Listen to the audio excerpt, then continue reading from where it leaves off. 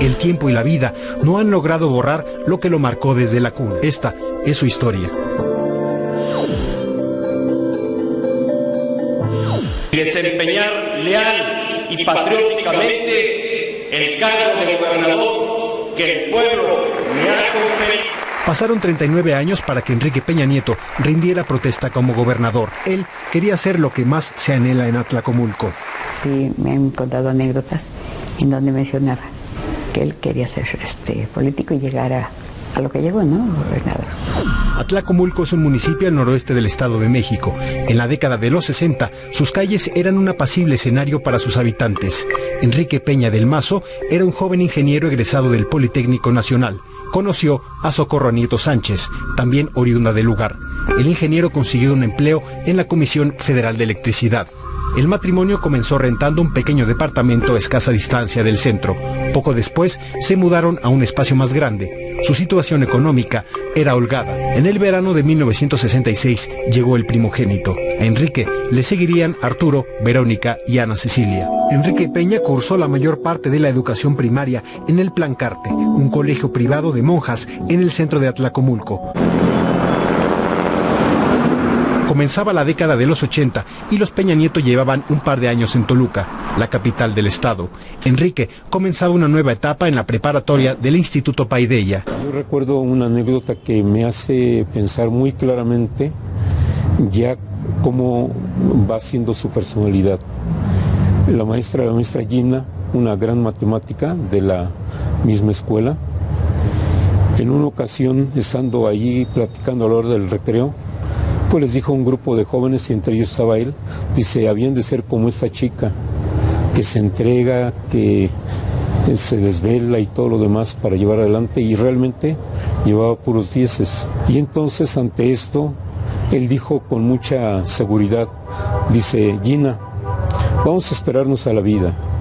Todos tenemos una vocación y un destino. No siempre los matados son los que triunfan. En la casa se hablaba siempre de política. Siempre hablaba mi papá de López Mateos, de la época de cuando su tío fue gobernador, su tío Alfredo. Él hablaba mucho de Adolfo López Mateos, con nosotros, conmigo en la cámara, ¿no?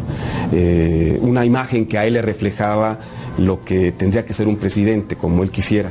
Y si uno se pone a analizar un poquito, pues por ahí va mucho queriendo copiar esa referencia. En 1994, Enrique Peña Nieto trabajaba como tesorero en la campaña de Emilio Choaifet. En un restaurante conoció a Mónica Pretelini. Después de 8 meses de noviazgo se casaron. Tuvieron 3 hijos, Paulina, Alejandra y Nicole. Recientemente, el político reconoció haber tenido otros 2 hijos fuera del matrimonio. La sangre llama en el Estado de México. Severiano Peña, bisabuelo del actual candidato del PRI a la presidencia, fue alcalde de Acambay, un municipio colindante con Atlacomulco, en 5 ocasiones. Su abuelo, Arturo Peña Arcos, contrajo matrimonio con Dolores del Mazo Vélez, hermana de Alfredo del Mazo Vélez, gobernador del Estado de México desde 1945 a 1951.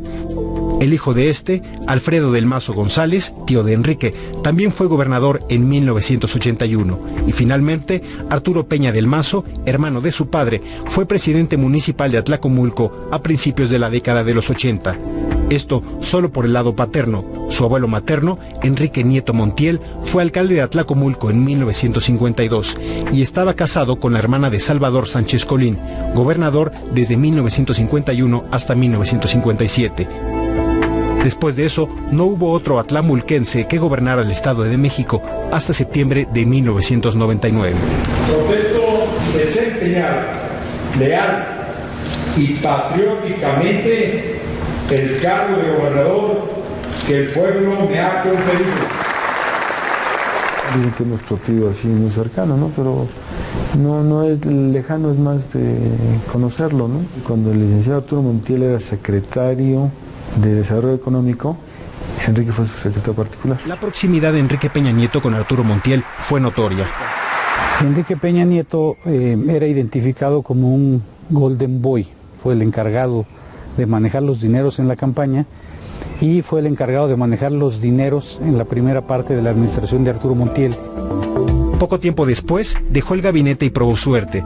Buscó una diputación local por el Distrito 13, con sede en Atlacomulco. Lo ganó cómodamente con más de 20,000 votos de diferencia respecto a su rival más cercano, Enrique Peña. Llegó a la Cámara en otoño de 2003. El PRI no tuvo mayoría en esa legislatura. En algunos temas, Enrique Peña Nieto debía buscar acuerdos con la oposición. Acordamos una reforma sobre el tema de la Procuración de Justicia. Me acuerdo mucho de esto. Y habíamos dicho que era nada más para aquellos que cometían delitos de secuestro en términos de pedir un rescate y todo esto, no los que hicieran un bloqueo, y ahí mete de manera tramposa a los dirigentes sociales, que fue el caso de los de Atenco.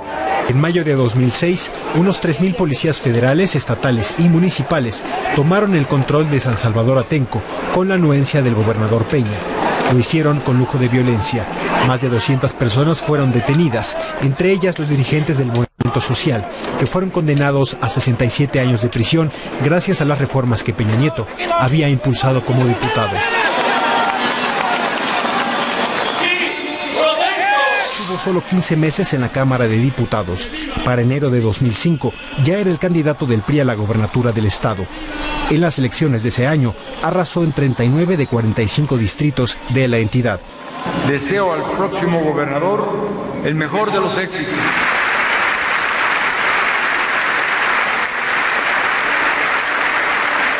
El gobierno de Enrique Peña Nieto no se distanció mucho de la administración de Arturo Montiel. 9 miembros del gabinete repitieron con el mandatario. Luis Miranda pasó de Finanzas a la Secretaría de Gobierno, Carlos Iriarte de Desarrollo Social a Subsecretario de Gobierno, Fernando Maldonado de la Secretaría de Transportes a Trabajo, Alberto Curi repitió en Educación, Alejandro Osuna repitió en Desarrollo Social, Marta Hilde González pasó de Ecología a Turismo, Carolina Monroy fue titular de Desarrollo Económico después de haber estado en el Instituto Mexiquense de Cultura. Arturo Osornio y Laura Barrera completan la lista. Comenzaba el gobierno de los 600 compromisos, una estrategia para difundir masivamente inauguraciones de escuelas, hospitales y obras de infraestructura. Quiero decirte que esos 608 compromisos son un poco más del 2% del presupuesto del Estado. Eso nos ilustra muy claramente que es una campaña con un diseño de mercadotecnia muy enfocado al objetivo de construir esa candidatura. Los oponentes aseguran que Enrique Peña Nieto es poco tolerante con la crítica.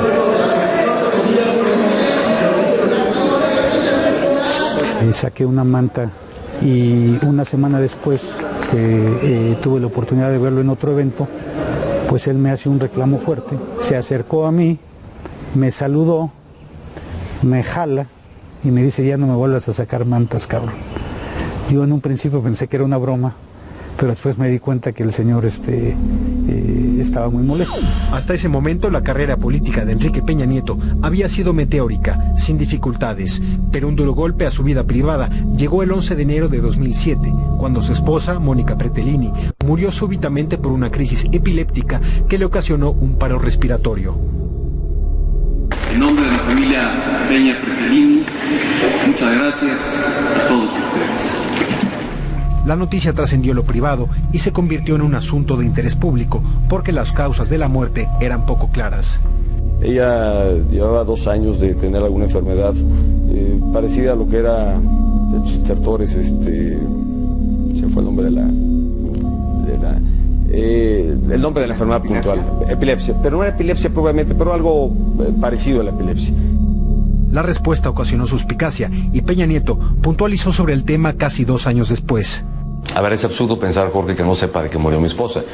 Fue un lapsus por no poderte decir que era que mi esposa sufría en aquel entonces de ataques de epilepsia, que habían derivado justamente eso en alguna insuficiencia cardíaca, que eso la había llevado a perder la vida. Para 2010, Enrique Peña Nieto ya había reconocido una relación con Angélica Rivera, una actriz que fue imagen de la campaña 300 compromisos cumplidos. Dejo la comunicación de logros y acciones del Estado y doy la bienvenida a Lucero. Buena suerte. Esta es tierra noble y de gente buena. Muchas felicidades. Compromiso, gobierno que cumple, Estado de México. En noviembre de 2010 se casaron en la Catedral de Toluca. Creo que es un hombre que ha llegado hasta donde está, por ese modelo que fueron construyendo, a base de la personalidad de él atractiva, a base de un apoyo de un grupo que encontró en él un perfil para vender en los medios de comunicación.